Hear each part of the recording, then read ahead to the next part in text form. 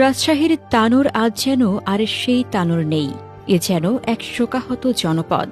মাত্র 2 বছরের শিশু সাজিদ, যে কাল পর্যন্ত দৌড়ে বেড়াত উঠোনে, যার মুখে লেগে থাকত নিষ্পাপ হাসি, আজ তাকে বিদায় জানাতে সারি বেঁধে দাঁড়িয়েছিল পুরো কোয়েলহাট পূর্বপাড়া গ্রাম। শুক্রবার 12 ডিসেম্বর সকাল থেকেই গ্রামের বাতাস ভারী হয়েছিল। মসজিদের মাইকে বারবার ভেসে আসছিল কোয়েলহাট পূর্বপাড়া নিবাসী রাকিব উদ্দিনের 2 বছরের শিশু সাজিদ মারা গেছে। আজ সকাল 10টায় জানাজা অনুষ্ঠিত হবে। প্রতিটি ঘোষণার সাথে সাথে আরও মানুষ ছুটে আসে সাজিদের বাড়ির সামনে। যেন কেউ বিশ্বাস করতে চাইছিল না, সেই সাজিদ, সেই হাসি খুশি শিশু আর নেই। সকাল 10টার আগেই মাঠ কানায় কানায় পূর্ণ।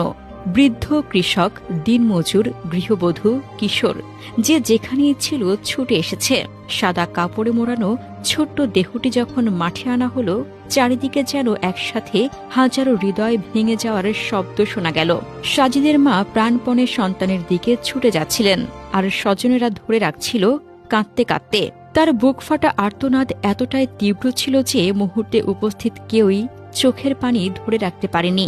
জানাজার ইমামতি করেন মাওলানা মিজানুর রহমান। হাজারো মানুষ দুহাত তুলে দোয়া করেন, হে আল্লাহ, এই নিষ্পাপ শিশুটিকে জান্নাত নসিব করুন, পরিবারকে ধৈর্য দিন।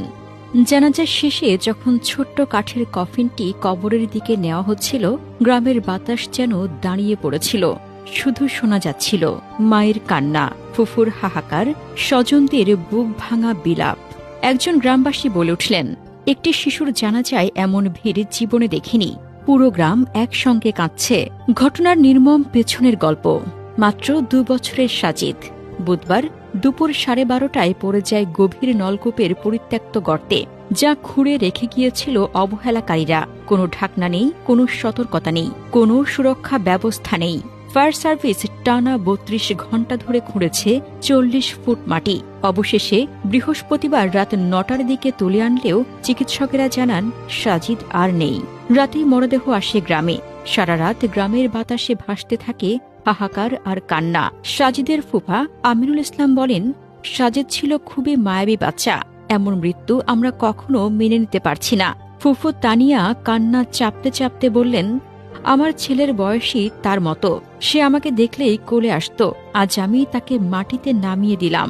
প্রতিবেশী আদুরি বেগম শুধু বললেন, শেষবারের মতো দেখতে এসেছি, আল্লাহ তার পরিবারকে শক্তি দিন।